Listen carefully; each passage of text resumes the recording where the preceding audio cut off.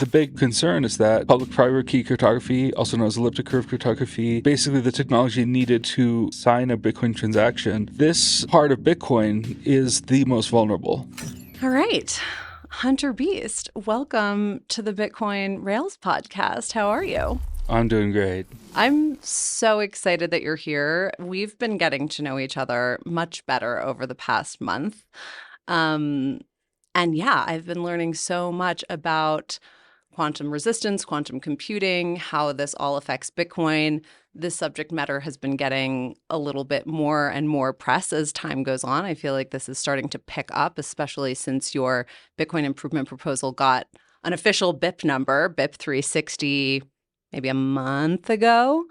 And so, yeah, I'm excited to dive in. I mean, this is a complex topic insofar as, it's a legitimate kind of potential threat to Bitcoin that could be very existential if this day were to come that quantum computing could crack Bitcoin's cryptography. And also, this is has historically been, I think, like a challenge that Bitcoiners have kind of downplayed a little bit. And, people have said, way in the future, quantum computing is kind of this thing way out there we don't really need to worry about. Hopefully, right. Hopefully. And yeah, I'm excited to kind of like drill down into like, where's the truth, right? The truth is probably somewhere in the middle. Yeah. Let's talk about it. I mean, the truth is just that we don't know. Right. But we have we don't know. The truth is we don't know, but we have some hints. Of course. We have some information. Yeah. Maybe that's a good place for us to start is what is quantum computing? Like, what is this thing? Mm-hmm. And what's the threat to Bitcoin? Mm-hmm. And then we'll kind of talk a little bit maybe about the timing and kind of how much time we have to prepare and all of that, which is I think that's the main topic of debate. But first off, what is quantum computing? Like, what is this problem and what is the potential threat to Bitcoin? Yeah, so the real problem that quantum computing solves is that it's essentially able to calculate math problems and accelerate math problems that classical computers just we think that they're too hard for classical computers to solve. One of those things being the elliptic curve discrete log problem, which is basically the idea that it's very hard for classical computers to find the original numbers when they're multiplied together to create a new number. To get those original numbers out, what we have, like a private key and a public key, right? Like if you have a public key as the output and you have a private key as an input, if we were able to essentially isolate the cofactors, then we can derive the private key from a public key using what's called Shor's algorithm.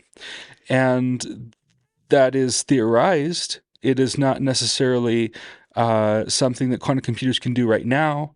And in fact, by all rights, like quantum computers right now are very unimpressive and probably really suck.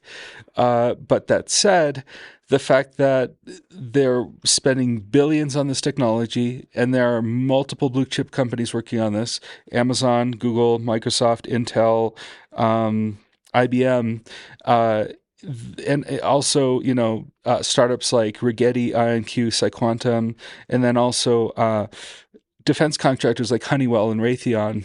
These are all, American companies. They are working very hard and they're very well financed, and there's definitely a sense of growing momentum in the industry, which they're very excited about.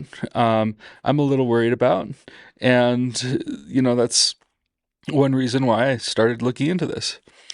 So, okay. So like TLDR on the problem is that basically quantum computers, when if they become sufficiently advanced, would theoretically be able to essentially crack Bitcoin private keys from public keys, essentially like crack ECDSA cryptography, which is the cryptography that protects Bitcoin public private key cryptography.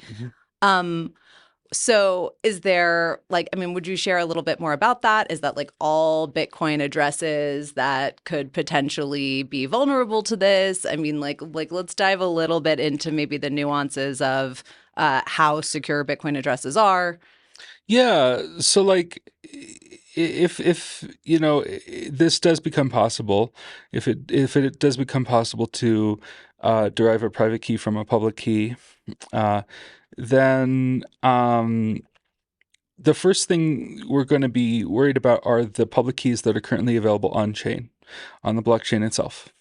And so there's three places you can find these.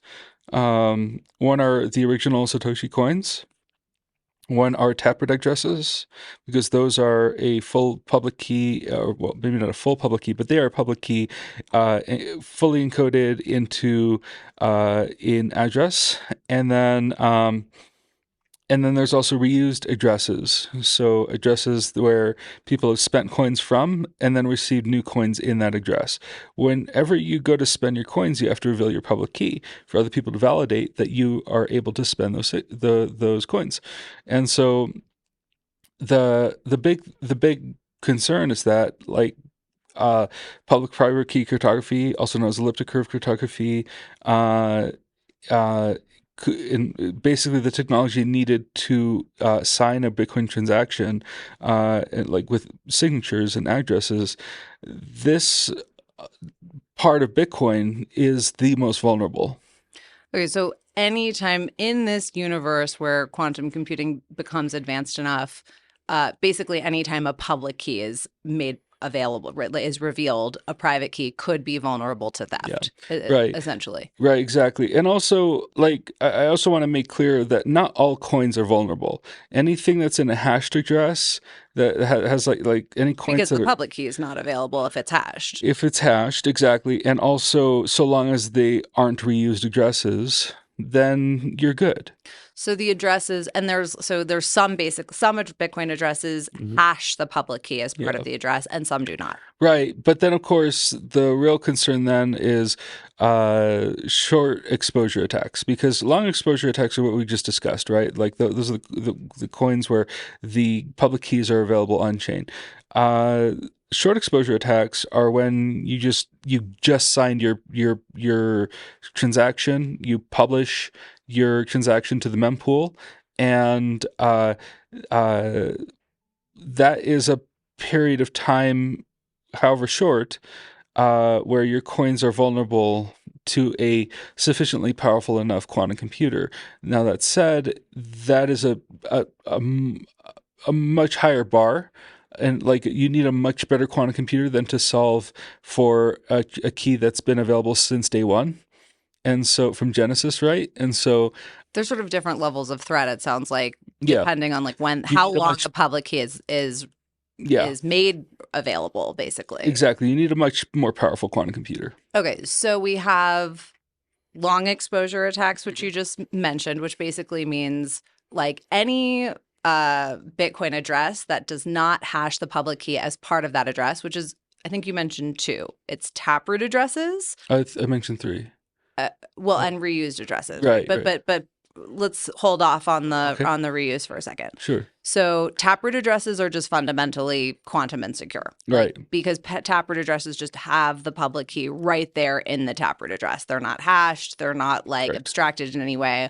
All Taproot addresses just reveal the public key. So if you want to send Bitcoin, if you want to receive Bitcoin basically to a Taproot address, you're revealing your public key and then At the making it moment, yeah, vulnerable to yeah, potential quantum attack when You- this Q day comes, yeah, as I've heard you say call it before. yeah. Um, and then you said Satoshi's coins are also the other address type that is just sort of fundamentally insecure.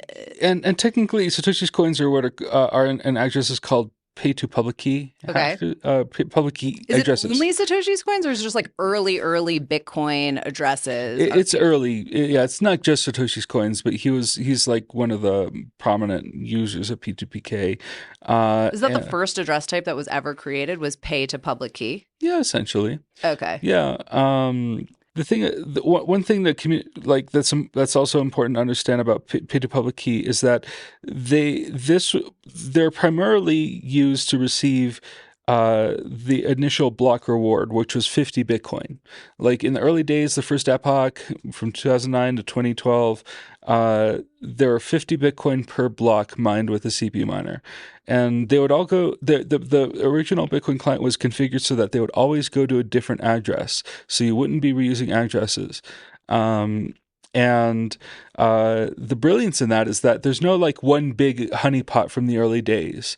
They're spread out amongst like 34,000 different addresses. Satoshi's coins are in 34,000 different addresses. Not just Satoshi's, but like P2PK.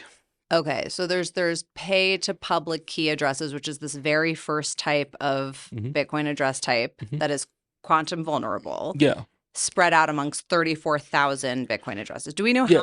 how many addresses are Satoshi's coins specifically? You about a million coins or so. No, but I mean, like, how many addresses those million coins are spread out amongst? Let's see, the average address balance would be about 50 Bitcoin, right? So like what's a million divided by 50? I think Oh, that's like that makes 20,000, sense. So right? it's like, Yeah. so Satoshi's coins are basically segregated into about 20,000 different addresses. Hmm. Hmm. Interesting. Hmm. Okay, cool. Didn't know that. Hmm.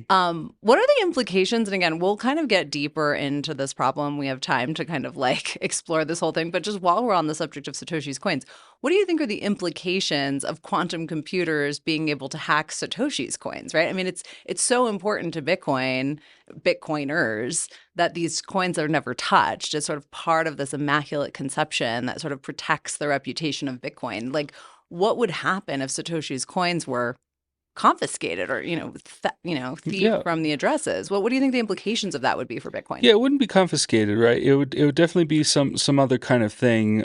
You could call it key recovery if you wanted to be generous, right? Or Um, theft? yeah, if you wanted to use that term also. It's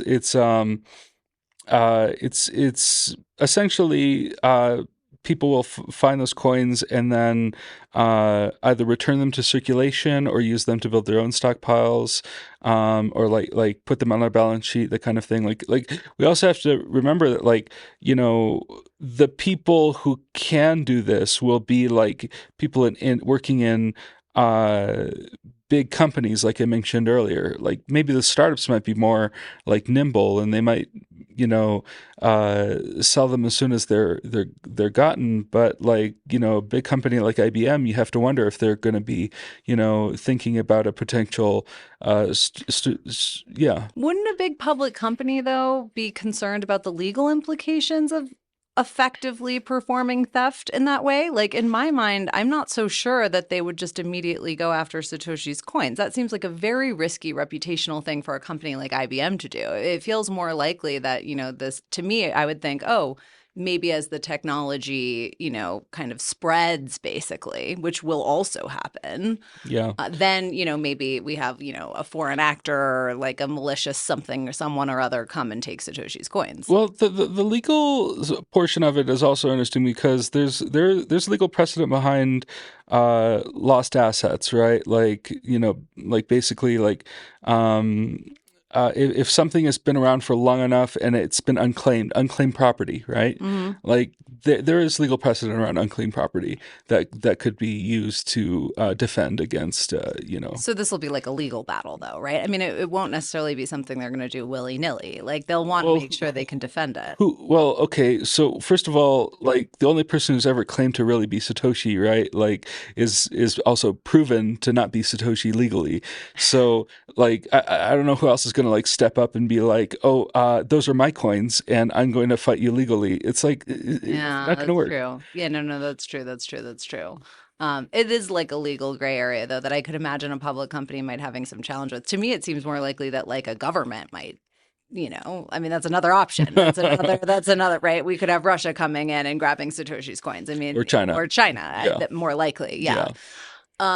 Okay. Do you think it would be like harmful? And this is my last question on this because we have so much to cover, but like, do you think it would be super harmful to Bitcoin's reputation if Satoshi's coins moved? Or do you think people at that point will like understand quantum computing is coming, and we should probably expect that Satoshi's coins are going to move, and that these are going to be the implications of that. Well, the general sense I get from most Bitcoiners is that we don't want to build confiscation into the protocol. That's the alternative, right? And like, Meaning, like, the alternative is that we like somehow have a soft fork to prevent this from happening. well, prevent those coins from being spent or something, right? Right. And Which so would be bad. yeah, and like that would essentially like reduce the supply from 21 million to like something else, and so like it's almost like breaking the deal, right? And like the deal always was everything over 21 million, right? Like It seems unlikely that Bitcoiners would like come to consensus that it's okay to like keep coins from being spent. yeah, and well, a good compromise might be to just reduce the rate at which they're spent. So, one possibility is just to change consensus in the soft fork, maybe the qubit soft fork that could implement BIP360 at some point. Maybe we make it a rule also in that soft fork that only one paid to public key spend can be included in any single block mined by a miner. Like slow down. Another thing that I've heard you say is, okay, so if we just assume this is coming, we assume that people are going to just rush after these coins, right? Once quantum computing is available, there's going to be like a gold rush basically to steal, for lack of a better word, all these coins out of these vulnerable addresses. And when that happens, it will have a transitorily inflationary effect, is what I've heard you say. It'll be transitory inflation. We're going to have like a flood of stolen coins that wouldn't otherwise move, hit the market. But the inflation will be transitory because by definition, there's only so much. Right.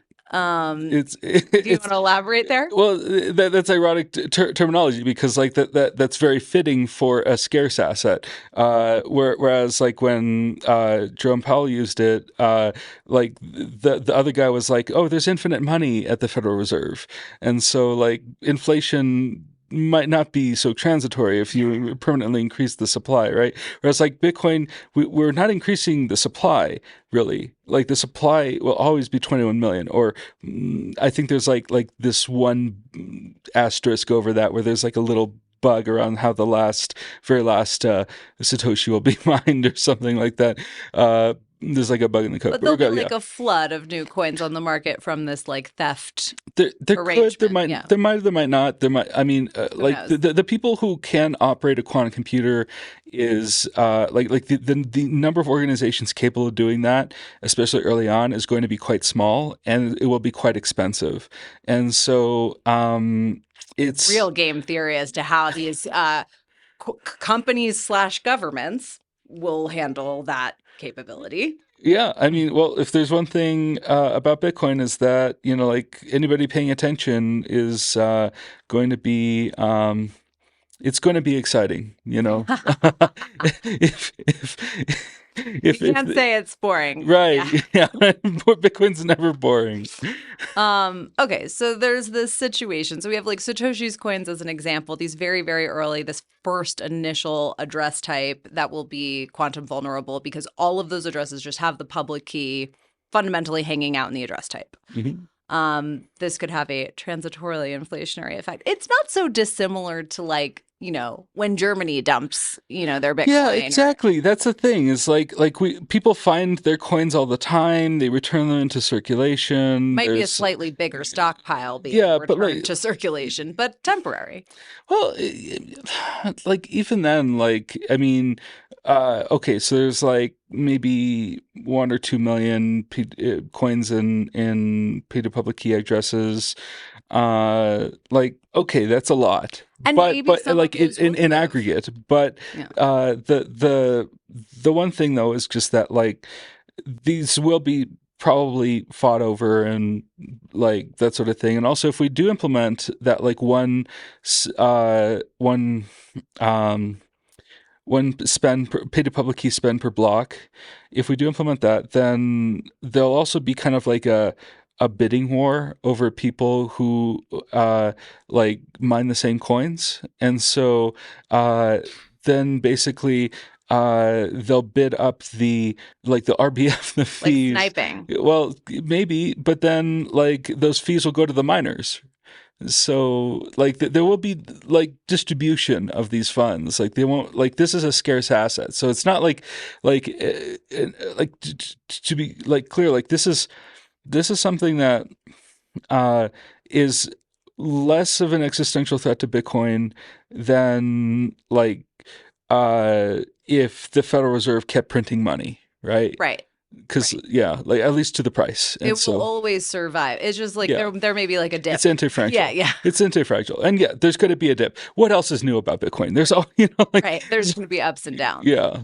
Okay, cool. So that's sort of basically the deal with these pay to public key addresses. And some of them also hopefully are actually, I mean, it's possible that there are just actual Bitcoin users who still have the keys to these public addresses that will have the wherewithal to move their coins to more quantum secure address types. Well, I mean, yeah, that's another possibility. but if they are, then like hopefully they're going to see this interview and they're just going to move them right now, and they have they can, they're not fighting against Hopefully. people who are running quantum computers, and so This is a perfect segue. mhm. So we have these like early, the very, very first address types that are quantum insecure. There's about 2 million coins sitting in those address types right now that are quantum vulnerable for, this moment when it comes, when quantum computers are able to break ECDSA. The other Bitcoin address type that you mentioned that is fundamentally quantum insecure, meaning the public key is just right there in the address field, unhashed, completely unprotected, are Taproot addresses. This is interesting because Taproot addresses are relatively new. You would think that, later on in Bitcoin's history, people would be more concerned when making upgrades to Bitcoin about, ensuring that address types that are created are quantum secure. You were there when people were talking on the mailing list about Taproot addresses. Were people concerned about quantum computing? I mean, what was the decision to make these public keys just like hanging out in Taproot addresses? Like, why'd they do that? Why didn't they hash the public key in Taproot addresses the way they do to so many other address types? Concerns were definitely raised. Like it was a concern that was raised, and it was generally just brushed aside. The original developer of Taproot, Peter Woolley, he has talked about quantum computing a good amount, and he didn't see it as a serious threat in 2019. He didn't see it as a serious threat in 2020. And then we activated Taproot in 2021. One of the reasons why they might have made the design decision is just that it saves 8.25 V-bytes off of every transaction. So, like every Taproot transaction would have been if they had to use a hashed version of it. Every Taproot address would had to have an extra 8.25 V-bytes of weight, additional weight, essentially, and that's it's like one of the selling points that they were touting with Taproot was that it would, in certain cases, That would be cheaper. reduce fees. Um, Less security, but cheaper, essentially. well, If you consider quantum computing a threat, which they clearly didn't.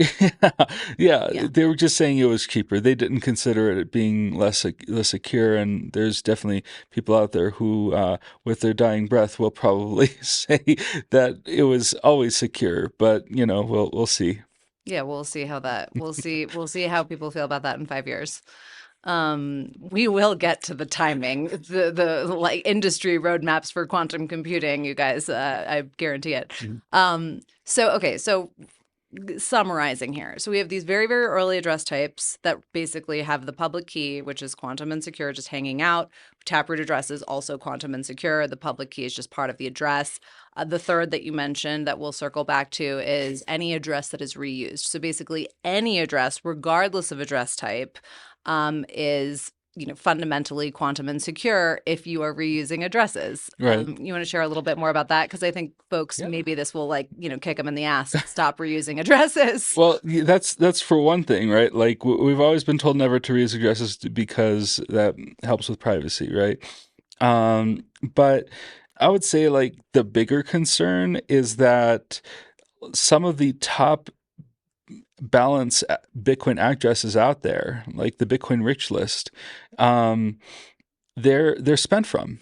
And uh, this includes the Binance cold wallet and the Kraken cold wallet, like lots of other exchanges. And they're all just like in one place. There's like hundreds of thousands of Bitcoin. Hmm. And so like if anybody is like a major stakeholder in this, it's going to be exchanges. I mean, it makes sense to me. Do you think exchanges are talking about this? Do you think the exchanges are aware?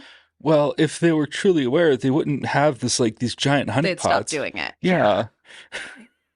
Makes sense. Yeah.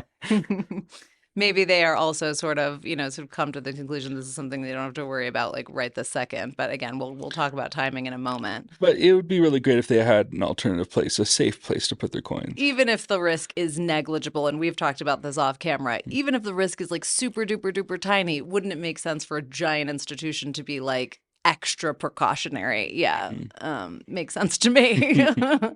Okay, so we have address reuse, Taproot addresses, early Bitcoin addresses, pay to public key. I'm tempted to get into is this a real threat? Like, how likely is this to happen? When is this to happen? Conversation now. Before I freak everyone out, I just want to tell you we are offering a solution to this. I promise. We've got a Bitcoin improvement proposal on the table to actually make Bitcoin quantum resistant, which we're very excited about. But before we do, let's talk about the timing, right? Because again, there's the sort of like you mentioned, like some Bitcoiners kind of don't really think it's a real threat. There's a lot of sort of downplaying it by Bitcoiners. On the other side of the coin, you kind of have the FUD machine, the New York Times or whatever saying that this is, going to kill Bitcoin. You shouldn't buy Bitcoin because it's quantum insecure. Thoughts about that? Well, yeah, the gold bugs are going to have a field day, right? But then I would say to the gold bugs, wait till year 2029 when the NASA probe to 16 Psyche gets there. 16 Psyche is like this like little planetoid that like is like a planetary core basically full of all kinds of metals. And so, like we'll see what the composition of that is. I'm just saying. Another episode for another day. I'm just saying, like there are existential threats to be had on all sides. But so what? I mean, you mentioned earlier, you said like the truth is we don't know. Everyone's acting like this is far away. I think it was, we've talked about this too. I think it was Jameson Lopp who said it's kind of like climate change. You don't know when it's happening. It could be a year, it could be 100 years. Well, the big difference between like this and climate change is that like climate change is like no one single event that we can trace back and like be like, oh, that was like the big thing that triggered climate change. Won't happen in a moment. Right. Whereas like, Q Day will happen. There will be an instant and then it'll be like Armageddon potentially. Maybe not to freak people out. I don't really have that perspective on it. Like, first of all, we're probably not going to know like until it starts to happen for real, right? Like, yeah, it'll actually happen kind of slowly because it'll like be slow theft. Yeah. And so, yeah, I mean, I think that ultimately Bitcoin is anti-fragile and we will do what we need to do to keep it safe. Right. But individuals might lose their coins if they're not protected. Is that fair to say? Well, ideally, we give them plenty of time to migrate over to safer addresses. That is ultimately what needs to happen, is that Bitcoiners need to migrate to quantum resistant addresses or Correct. Quantum resistant addresses. It's actually a good moment because we just mentioned there's these specific types of addresses that are quantum insecure. I know a lot of Bitcoiners who one of their reasons why they're not worried about it is because their Bitcoin is hanging out in an address that has a hash where the public key is hashed. But there is some threat even to addresses that have hashed public key. It's a little bit of a more far away threat. Right. The short exposure attack. Right. Yeah. Let's hash this out. Long exposure attacks versus short exposure. So, like, if your long-term stack is in BC1P, move it to an address that starts with BC1Q. That's the one thing. And because those are hashed. Well, BC1Q is a native SegWit address, P2 witness public key hash, and BC1P is a Taproot address. So Makes sense. yeah, Not hashed. yeah. Taproot's great for its utility. It offers an amazing amount of functionality, but it it ultimately is not a good place for like cold storage.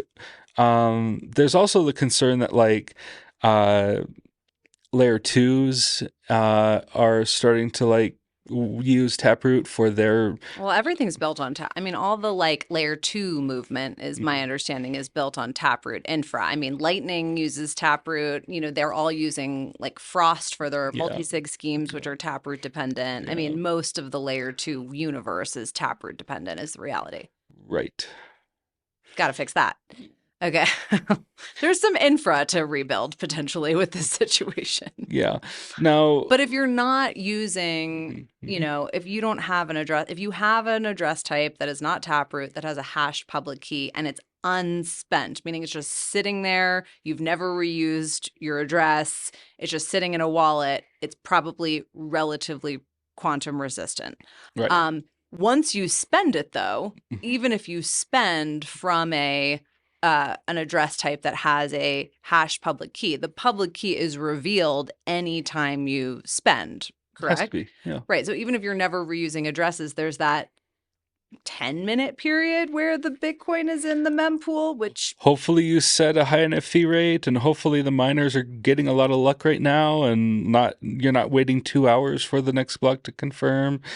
that's what a short range attack is. A short Yeah, range attack basically means like when it's in the it's getting mempool. sniped out of the mempool, Yeah, straight out of the mempool. yeah, and That's so farther away though of a threat. yeah, well, yeah, It's harder to do. it is a lot harder to do it that quickly. Like with a long exposure attack, the attackers basically have the benefit of using their quantum computer for as long as they care to, like as long as they have the resources to do so. And so there's that. There's like infinite time to steal Bitcoin out of somebody's wallet that's just sitting there. But if it's only available when it's in the mempool, that's a very short period of time to do this complex math. Yeah, exactly. And like one way to mitigate it against that is to take your transaction directly to a private mempool. Um, you know, Interesting. yeah, like Mara operates one. It's called Slipstream. Right? Yep. We Hmm. love Slipstream. Hmm. Shout out to Slipstream. Yep. So in theory, if you wanted to spend your Bitcoin in a fully quantum resistant way, you could actually do it right now as long as you used a private mempool to transact, Correct. which, yeah, I mean, that's not really not very many people are doing that, I imagine.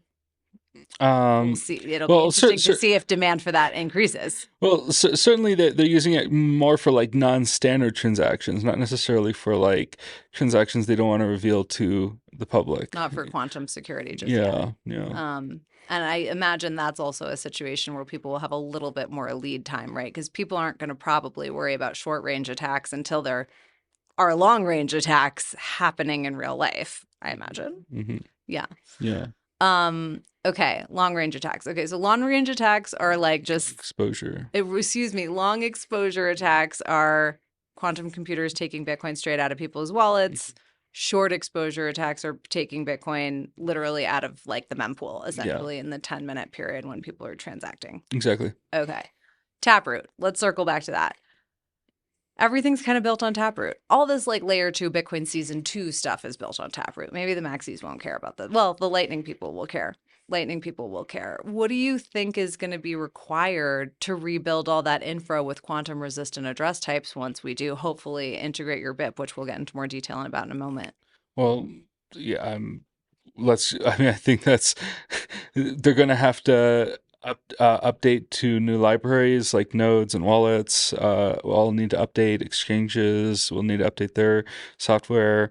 Uh, it, there's going to be like it's going to be practically a monumental undertaking. It could take us years to have this fully reflect throughout the Bitcoin ecosystem. So, yeah, like ideally we get started on this sooner rather than later. So this is the type. Okay, so this is important. This sort of like, I think there's like a little bit of a mythology right now in Bitcoin that, don't worry when, when quantum computers get more advanced, we'll be able to like click a button and like make Bitcoin quantum resistant. But it's a little bit more complex of a story than I that. wish it were that easy. Yeah. I was gonna say, once you actually do impose a soft fork to make Bitcoin quantum resistant and introduce quantum resistant cryptography, you then have the secondary problem of like rebuilding all of Bitcoin's infrastructure to use these addresses, getting Closing all your channels and then moving them to new ones. And I don't even know if channel splicing would be good enough, because sometimes, like, well, it depends, like the security of the channel splice. I'll have to think about that. But yeah, it's just, yeah, like it's there's a lot to think about, and like the details of, is this going to be secure enough? And so, like a lot of things we just assumed were secure will no longer be a valid security assumption. And so it's going to be like a real like thinker for anybody working in this field. Oh my gosh. I think everyone's having an aha download moment right now, thinking about like all the things that need to be like rebuilt and restructured. Every pleb who needs to move their Bitcoin to quantum resistant address types. I mean, this is like a massive undertaking, not just a quickie emergency activation by Luke Dash Jr. or whatever. Yeah. Um, Like think about async, right? You know about async, the one. yeah, Yeah. yeah. Yeah, it's like got like what, 50,000 channels or something. Oh my God. Yeah, like Every single channel will have to be closed and then closed and reopened. reopened in quantum resistant cryptography. Oh my Yeah. gosh. Okay, so how did you start talking about that? Because again, I don't hear Bitcoin up until recently, up until like the BIP number a few weeks ago. I wasn't hearing any Bitcoiners really talk about this in a serious way. It was always discussed as like FUD, so far away, not a big deal. We have plenty of time. We don't need to worry about it. Like, what actually inspired you to write this Bitcoin improvement proposal to try to solve this problem? Well, I just kept like looking into it. I had a bit of an interest in the subject of quantum computers, and I was reading about them. And this was about a year ago, and I was working in Bitcoin full time, and I just was like, I just kind of put two and two together, and like, okay, so like, is anybody talking about this on the mailing list? Are there any mentions of quantum in the BIPs? And like, is there a bit for this? I kind of was hoping that there would be like somebody thinking about this already, somebody smarter than me who, like, Who was on top of it? Yeah. Like, please, Daddy, I hope you're handling the quantum computing problem for me. Exactly. Yeah. Daddy, tell me it's okay. Yeah, no, and then it turns out I'm gonna have to be the daddy.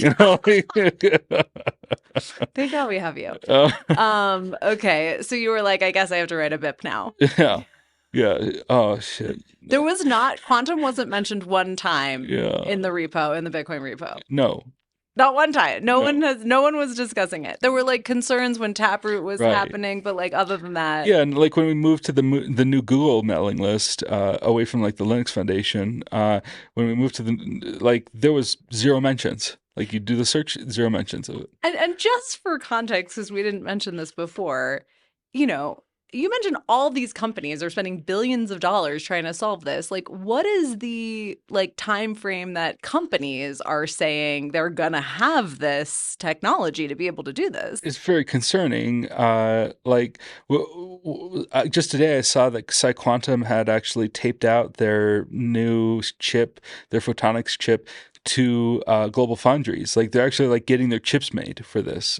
Like, well, I don't know if it's like ready enough to be a cryptoanalytically relevant quantum computer, like something that could break Bitcoin, but like they are speeding along. And if I recall correctly, PsiQuantum's roadmap was like 2 to 5 years. Oh my And God. then IBM's roadmap was like 3 to 5 years. And like they're always like, the industry roadmap is somewhere like usually around 5 years. And then if we look at the government roadmap, they're like, yeah, in 5 years, we can't have any new systems being made with elliptic curve cryptography or RSA.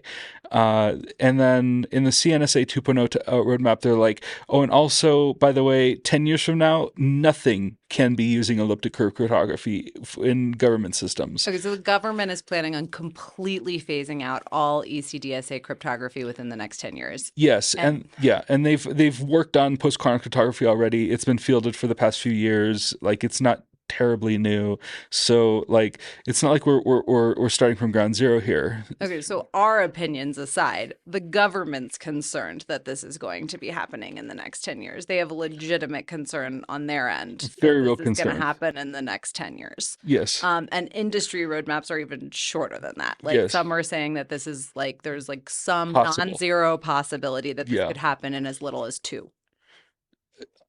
Yeah. Yeah. That might be bullish Right. on their for part. them. Yeah, They might be like optimistic, but Yeah. non-zero possibility. Yeah. Even if it's like a teeny tiny fraction, like I would like to be prepared. Yeah.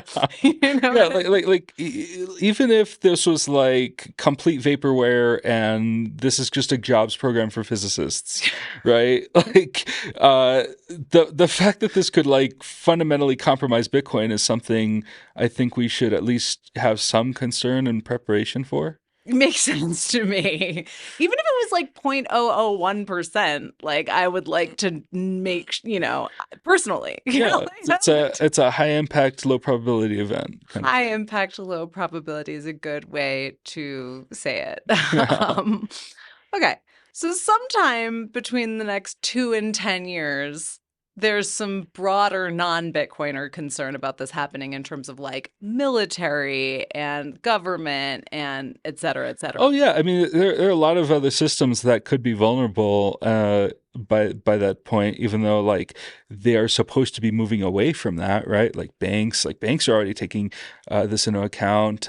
BlackRock is doing their best to like secure up their systems. These are like financial institutions, like they're hiring consultants to get them through this. Like it's on their minds. Yeah. This is another FUD piece though that you hear quite a bit. Like when I'm saying quantum computing FUD, or like a reason why Bitcoiners like are saying that it's like not a big deal, is that people are saying, well, other things will break. Other things will break. Yeah, exactly. If this happens, like the whole world goes to shit. So yeah, but whatever. That's not quite true, because okay, so maybe things could break, but then they'll fix them. Right. like and you have lender of last resort. Right. Like the money printer will go on. Yeah, the Federal Reserve will keep doing its thing. Banks will just roll back their ledgers. There are oligarchs in Russia that, like experienced this firsthand, not too long ago, where they realized, oh, actually, those dollars in my bank account, those can go away at any point, right. or if they're ever taken, by some quantum attacker, then they'll just like take them out of the quantum attacker's, account and then put them back into your account. Like they can rewrite the ledger. Right. Like your dollars might be FDIC insured against quantum, but your Bitcoin isn't. So. Just a heads up. Just heads up. Yeah. Yeah. Just heads up. Okay. And it's slightly harder to fix that kind of thing. I mean, like we just saw what happened with the Bybit hack, right? With Ethereum, and like they have like some of the most centralized governance that I've ever seen in a project, right? Like whatever Vitalik says usually happens, and so what they'll like. And the thing is, like Vitalik didn't say anything about it, and so nothing happened, right? And so like they weren't able to do that for whatever reason, like to rewrite their ledger after the Bybit hack by the North Koreans, turns out, and they went through a number of different bridges, and by the time like you go through these bridges, then the bridge can't really be reversed because it's on another chain now. So like it's a total mess. Yeah, it's irreversible. It's essentially irreversible. Like this is an immutable ledger we're talking about here. It better be. It This damn well isn't better be. magical government money, No, okay? magical government money. I like that. Magical government I just money. came up with that. That's hilarious. I take No, credit for this that. is magical internet money. Yeah, Yeah. magical internet money is Yeah. way harder to reverse. Yeah. Way harder to fix. Way harder to fix. Yeah. Okay, so now Yeah. that we've like sufficiently freaked people out and like helped people understand the challenge, um, tell us about your BIP. So how do we fix it? What do we do now that everyone is sufficiently like aware of the situation? Yeah, well, we have to introduce post-quantum cryptography to Bitcoin. Great idea. Tell us more. Okay, so the way you have to do this is an update to the signature algorithms, and it's like we can't just like update existing addresses to behave differently. Like that. Ideally, it's a new output type, also known as an like an address, So that and Bitcoin that's spent is also secure even in the mempool, basically. right, Okay. yeah, and what you do is you just well, at least in BIP360, what we specified was that we would have a new address. It's actually a relatively conservative proposal, like considering that like we're not touching anything that exists. It is a soft fork. It's fully opt-in. It's fully opt-in, fully optional, and like there's no overlap with other things, so you can keep using your other things just fine without needing to worry about this kind of thing. And what we do is we just introduce a new address, well, what's technically called an output type, and it essentially is like it's designed in such a way that allows you to use multiple different kinds of post-quantum cryptography if you so choose. There's three algorithms that have been chosen. They're all very well reviewed, peer reviewed, that sort of thing. They're implemented and ratified and used by the government, and so Battle tested, yeah.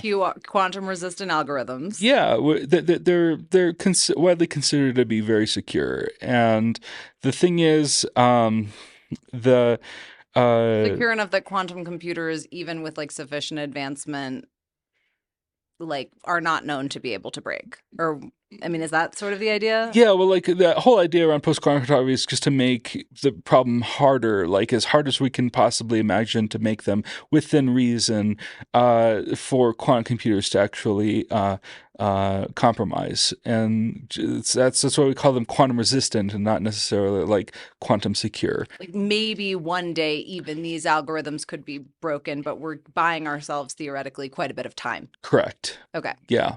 Okay. Yeah, I mean, BIP360 isn't the silver bullet, but it's the best we have right now. And so if it's basically like what we can reach for.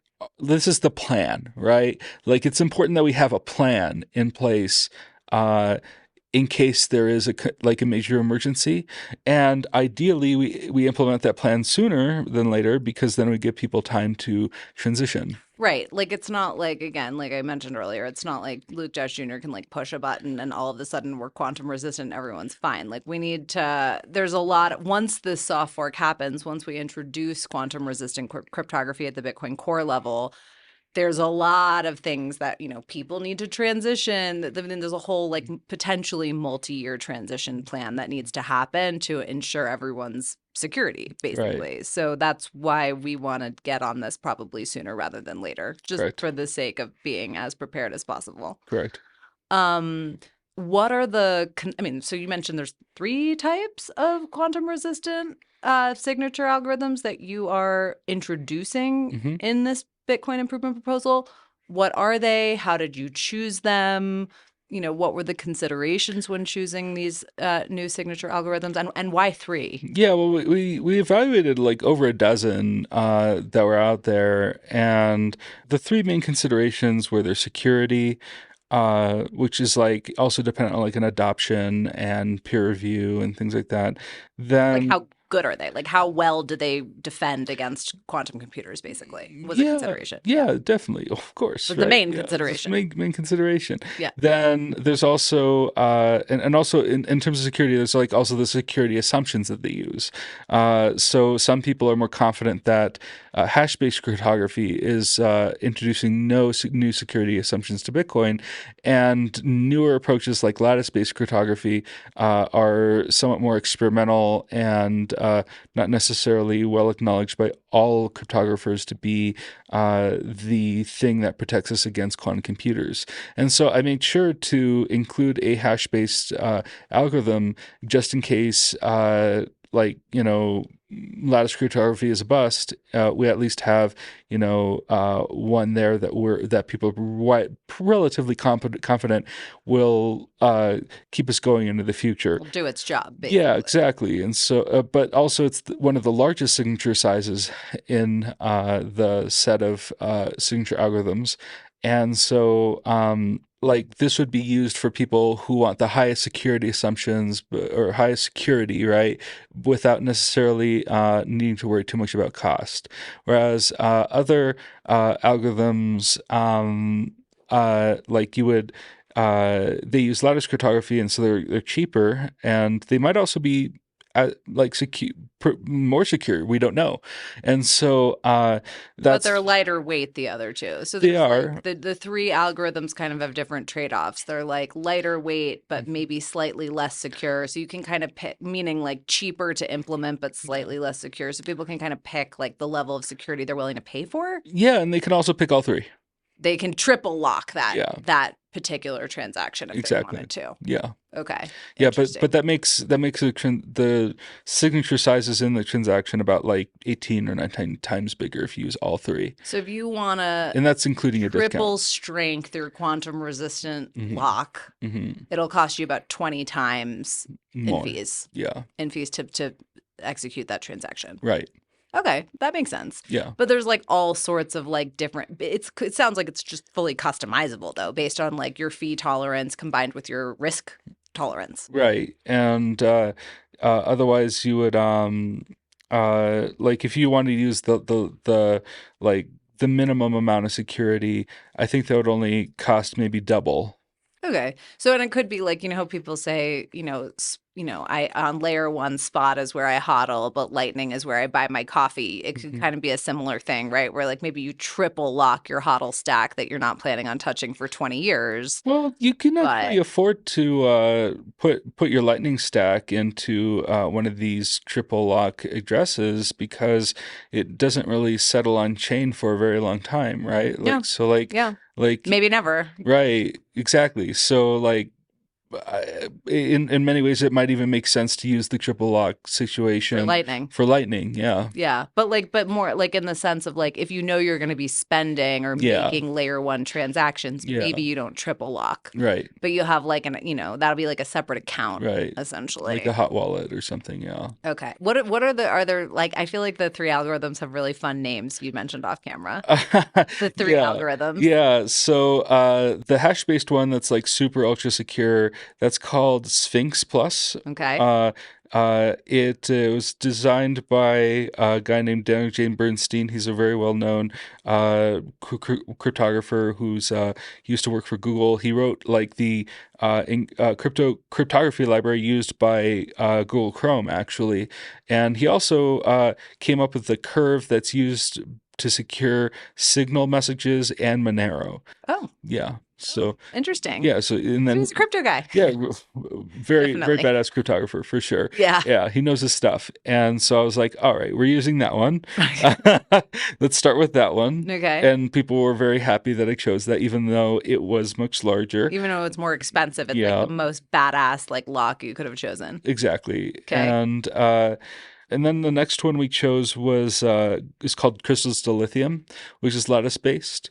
And there's also Falcon, which is also lattice based, and it may also have show some potential for signature aggregation, which is something that Schnorr signatures do in Taproot, which was one reason why Taproot was considered a more like fee efficient, especially for multisigs.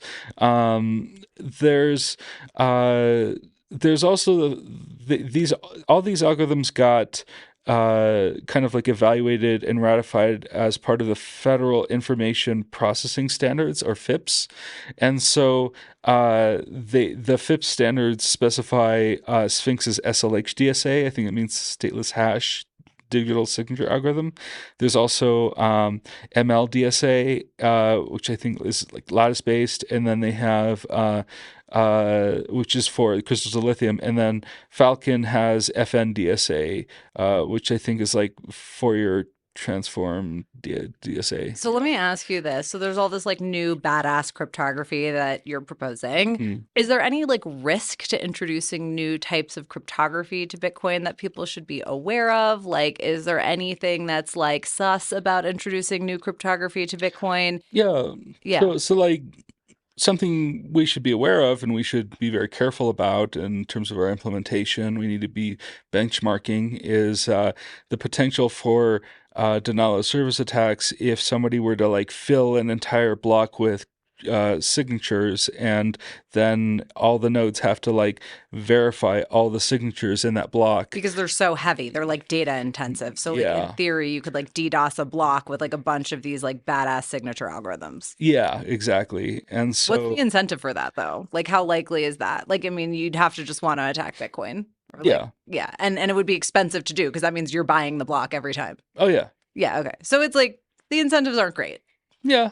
Yeah. Okay. Any other risks that we should be aware of? Well, just like these algorithms are definitely heavily vetted by the government. And so, and the government has at some point in history had like a role to play in something called kleptography, which is like shipping cryptography that is designed to be broken By the by government? by backdoor. Yeah. Oh, Yeah. interesting. Okay.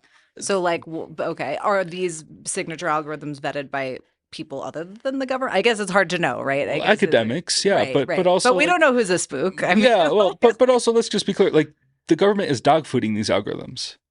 what do you mean? Like they're the ones using them. Oh, right. To They're secure state protecting secrets. themselves with Right, them, so right. they're probably legit. Right, like Yeah. what would the government like use like recommend all White House communications be Okay. using, an algorithm that they deliberately introduced a backdoor into? They're not recommending algorithms that they themselves don't rely on to defend their own personal, like their own information. Right. And like, I mean, if you're the NSA, you have like other side channel attacks you could use than just like, breaking the actual signature algorithm. That seems like a very like amateur thing to do at this point.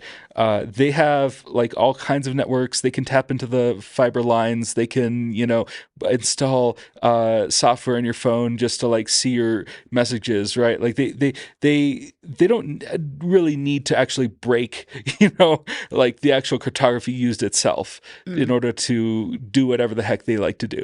Yeah, that makes sense. Okay. And just for clarity, are these substantially more secure than hashes? Because you said quantum computers can't break hashes, right? Like why not just use hashes? Well, so when I say like hash-based cryptography, that's what they use, right? They use hashes to secure the signature algorithm. But are is like Falcon, for instance, or these algorithms that you're mentioning, like It's using a novel form of post-quantum cryptography called lattice cryptography. which is different than hash-based cryptography? It is. Okay, and is lattice-based cryptography more so lattice-based cryptography doesn't exist in Bitcoin yet. Right. Okay, and it's substantially more secure than hash-based? We don't know.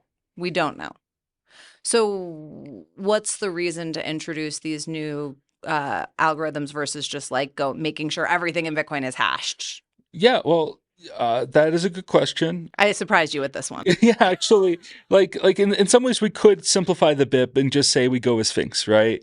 Like, but I think there is value. Is Sphinx the same as a hash? Yeah, it's a yes. Oh, a hash is a Sphinx hash. Okay, Yeah, got it. yeah, and like So Sphinx algorithm is a hash. yeah, Okay. yeah, and it's a hash signature, hash-based signature, Okay. and so But then it's like a single point of failure for some reason that right, taps out. Okay. exactly, I get it. like You want to have multiple different types of quantum resistant locks just in case. right, It's sort of the exactly. answer. It's like tinfoil hat on, right? Like Yeah, you want to have like multiple different kinds of like cryptography you're using, and also this approach is called hybrid cryptography, And in The fact, multi-lock approach. yeah, and in fact, even after elliptic curve cryptography is compromised, there you, we're, you, it's likely you'll still include a SEC P256K1 signature, like the existing ECDSA signature scheme. The reason why you do that is because you never have a worse set of security assumptions than when you originally started out with, and also with the 16x discount, it costs like very little, like two V-bytes. 16, let double click. Okay. 16x discount. Yeah. Okay, so is Yeah. this also part of your proposal? It's not technically part of the BIP, but it would be part of a soft fork BIP, right? Like we create new BIPs for soft forks. So you've written a BIP that basically proposes this new type of cryptography, these new types of addresses. In the BIP, you don't explicitly recommend a discount for these addresses because they're more data intensive and therefore more expensive. But you're talking about it, is what I'm hearing. Yeah. Okay.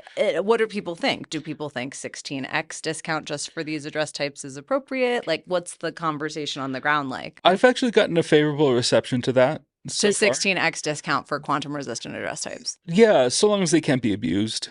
Okay. Meaning like so long as like JPEG people don't start putting like monkey pictures in address fields. Right. Okay. Yeah, exactly. Not that they could, but well, like so. Technically, it's like a different part of the transaction, kind of like how we had the witness. Maybe we can move it into a separate part of the transaction. We call it attestation. The attestation is a separate part of the transaction memo, essentially. Yeah. Okay, and that's what you are proposing to, or that folks are thinking about discounting. Right. The address lives in the attestation. Well, no, the address actually goes into the output, but the attestation would be actually like in the input when you spend. The attestation is what contains the signatures and the public keys. Okay. Yeah. Okay, and that's what we want to try to compress in terms of price. Discount. Right. Yes. Right. Yes. Right. And okay. Yeah, and like one of the rules of the attestation is that the only valid public keys and signatures can go into it. That's just a rule in Bitcoin already? No. Or we'd be proposing that. We're proposing that in the BIP specifically for the attestation. So you put it, there would be a rule, a consensus level rule that you couldn't put monkey pictures in the attestation where this discount occurs. Correct. Okay, so it seems reasonable. Yeah. It seems very reasonable. So you're giving a discount to people who are only using security, and you're ensuring that that discount can only be used for people who are using it for security. Right. And I've had this approach vetted by a number of very smart people. Hopefully I'll get more smart people thinking about it too. But so far I haven't seen anybody poke major holes in it just yet. Okay, we'll see. Let's get people talking about it. Let's see what they think. Yeah. Okay, anything else that you want to cover or that you want to make sure people understand about the BIP itself and how, like, what you're proposing? Like, what is, like, actually in BIP360 for quantum? And you're calling it qubit? Oh, well, the soft fork would be qubit. Okay. The BIP360's title actually is Pay to Quantum Resistant Hash. Okay. Yeah. Cool. And would be the title of the address type. Yeah. Okay. Yeah. Cool. Okay. So what else? Anything else that we haven't covered that you think is like a key detail of the BIP itself? Like key TLDRs about this BIP? What do people need to know about this BIP? Just 3 algorithms, potential discount. Right. And there's it's just a new address. New address type that people can just move to. Yeah. Save their Bitcoin. Yeah. I mean, it's not that complicated. At a high level, it isn't. Okay. Yeah. Like when you go into the weeds, like when we're talking about multi-signature, that's right. Yeah. That's the one challenge that is a little bit unclear is like, how does this affect multi-signature addresses? Can you do quantum resistant multi-signature addresses with these new? Yes. Okay. How would that, is there problems or issues there? Well, you have to like commit to, like we're going to have to update our scheme a little bit, but basically the fundamental idea is that you use, this is getting like really in the weeds, a Merkle tree of like public key hashes. So like imagine using like 3 locks, right? Mm-hmm. And you need 3 out of 3 for this to work. then you have to like commit to all that in advance in the address. And so you have to like have these rules of like, okay, this is mandatory, this is mandatory, this is mandatory, and then this one isn't, right? Like you can have like a fourth one, and like like that you're keeping somewhere else, Meaning, maybe like, you have to have like the multi-sig conditions built like the into the threshold. address. You have to have Yeah, the threshold conditions built into the address. yeah, Do exactly. you not have to do that now? Well, I just didn't specify it because it wasn't something I'd fully thought through, and I still need to make that update. I'll make that update soon. I was going to say the BIP It's is in on. progress. The Yes, BIP is, we're just getting the party started. right. It's not fully It's complete. still in draft. It's not implementatable. Yeah. Well, it's getting It's there. close. There's large parts that we have finalized, at least like have good, how would you say, a good direction on. But that said, I'm looking to talk to a number of other people who I just want to run these ideas past and maybe get their feedback on. Yeah, still looking for feedback. But Yeah. the two areas that you would say you're most interested in feedback that I'm hearing are the discount, Mm-hmm. potential discount, Mm-hmm. and like how we're handling multi-signature. Yeah. What about Frost, right? Because Frost is dependent on this. I don't know if it's tap tweak or taproot addresses. So it uses threshold signatures, Okay. and in particular, it uses signature aggregation using Schnorr signatures. Frost does. Yeah, it stands for Flexible Round Optimized Schnorr Threshold Signatures. Why are Frost addresses particularly quantum vulnerable, and like how easy would it be to fix? Well, they look like an ordinary Taproot spend. That's like one of the cool privacy characteristics of them. It's cool. It's just not quantum resistant, and so, yeah, like, basically, quantum computer would treat a Frost funds in a Frost address the same way as it would any other Taproot address. It would just do a key path spend based on the public key that it would derive a private key for. So Frost, which are like kind of like multi-sigs, sort of. Hmm. Like you could literally just take Bitcoin out of these like Frost multi-sig-esque things, which is, and like that's like all layer twos use this basically as Yeah, their bridge. like think of Frost as like fundamentally on chain, really no different from any other Taproot output. Okay. Like so, So they're like if equally it's as just a quantum payment. vulnerable as a single sig taproot address, is what you're saying. Right, they look exactly the same as a single sig like Taproot spend, like a Which is payment. crazy because the whole point of Frost is that you need to have like multiple key, right? Like it's multi-sig, you need to have Oh yeah, multiple oh keys. But yeah, in this situation, you'd actually only need the one because you have a quantum computer. because you have a quantum. Yeah, Okay. There, my head's spinning. But yeah, yeah, no, this yeah, is great. yeah, Okay. yeah. All right. So multi-sig / dealing with Frost, which is doubly not just Taproot, but also another kind of layer of importance, especially for Bitcoin layer twos and every possible bridge you could have for layer twos, with maybe the exception of Lightning, but Lightning is Taproot, so Hmm. here we are again. Hmm. Um, this is sort of the situation Hmm. that we're dealing with. Yeah. Okay.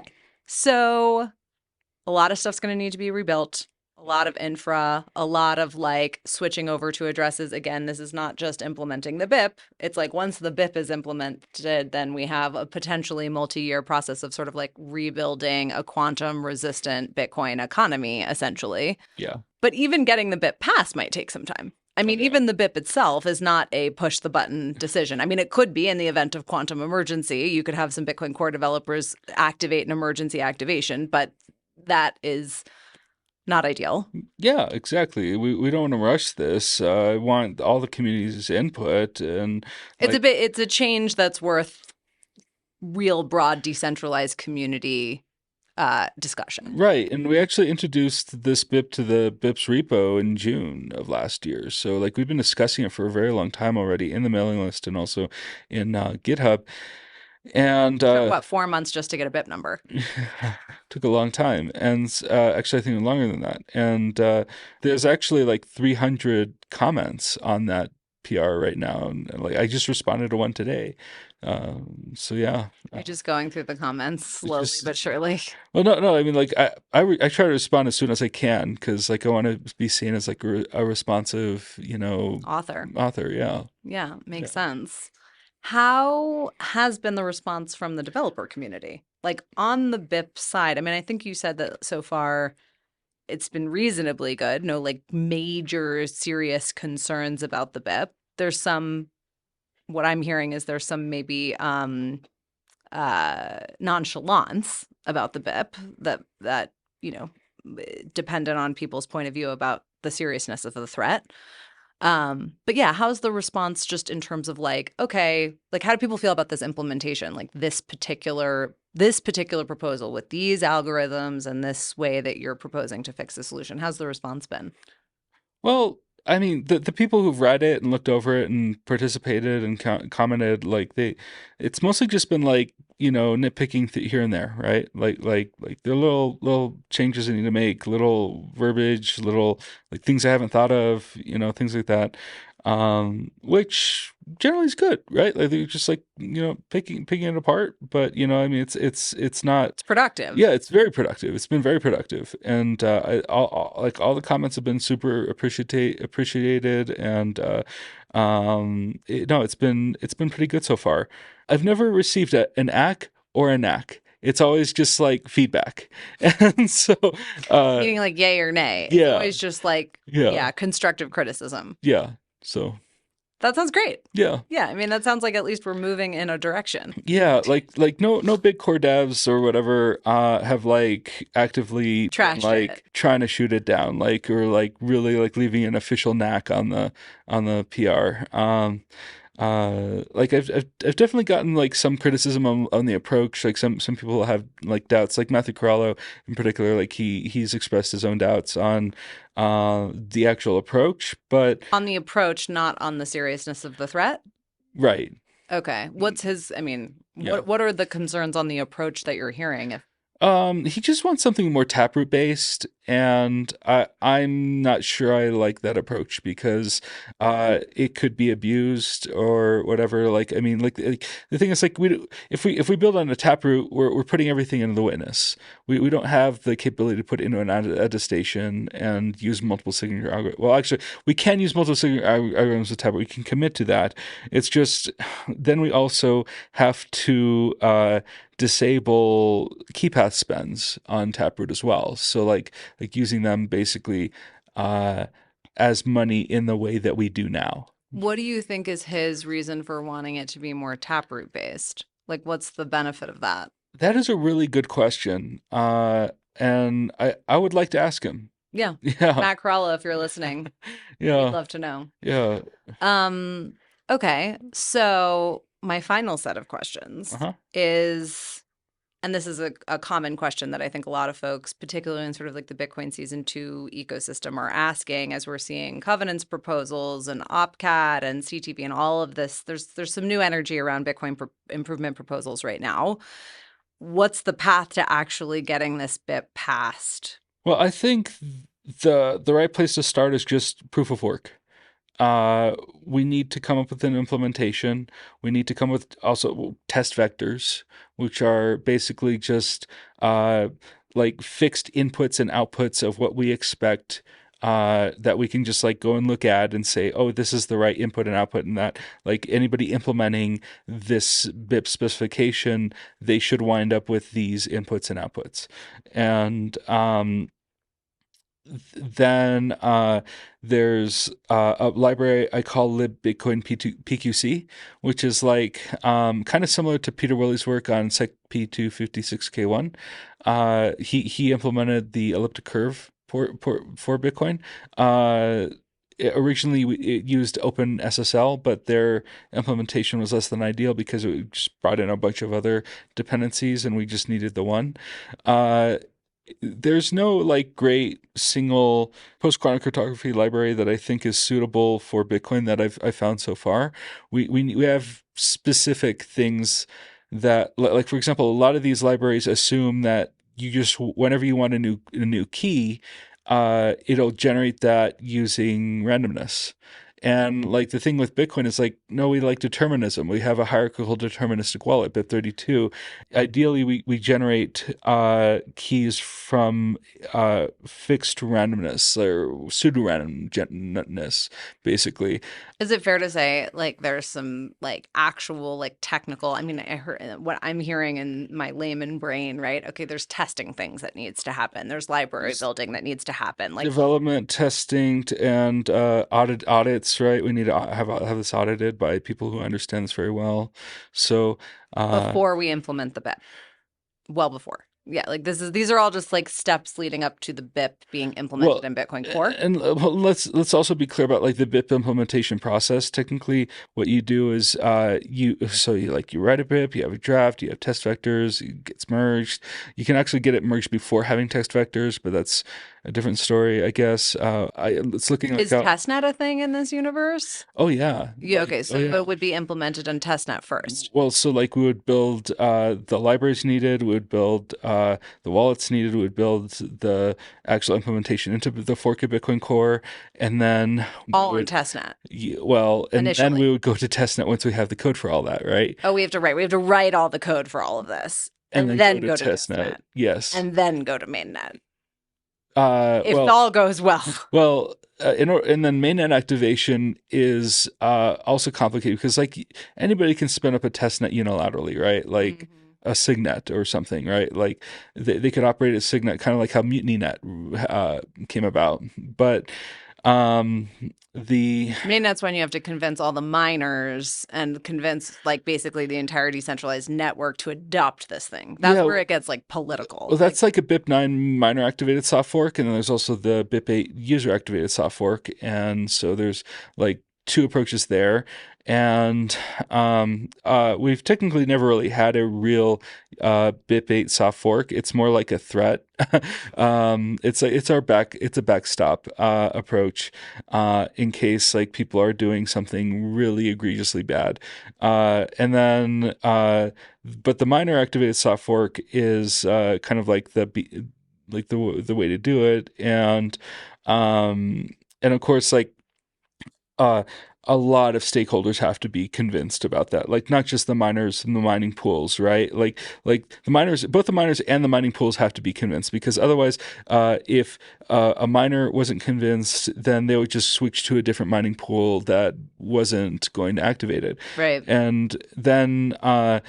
So mining pools, of course, are the ones that create the block templates, and so they have to be convinced, right? Yeah. And then there's also economic nodes like exchanges and wallets and wallet providers, like wallet node providers, right? They all have to update and upgrade and all the defaults and all that. And That happens after the implementation though is merged. what yes, you would need that merged, and we would have what's called a soft fork activation client.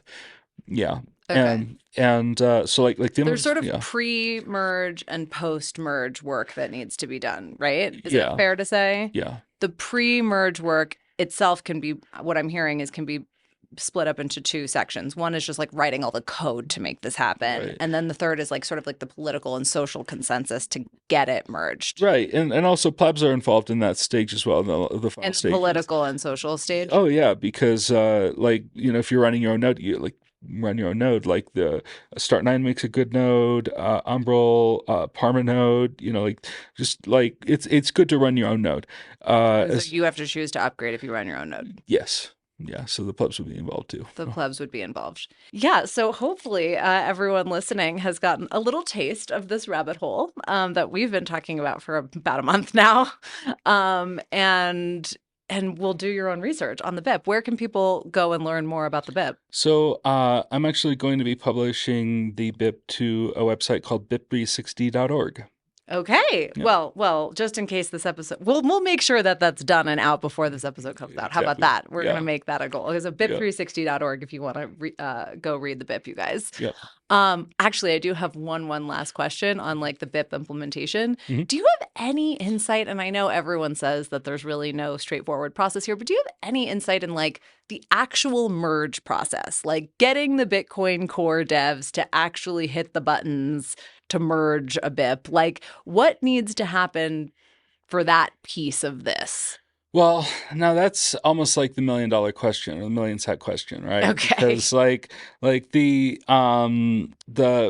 the real like problem that we've had since Taproot is that um the lead maintainer of Bitcoin Core got sued by Craig Wright, and he stepped down and didn't nominate any other maintainers to take his place So there's no because lead maintainer right now. and like if he had, then he would have painted a big target on them. So like basically, Craig Wright kind of fucked it up for everybody.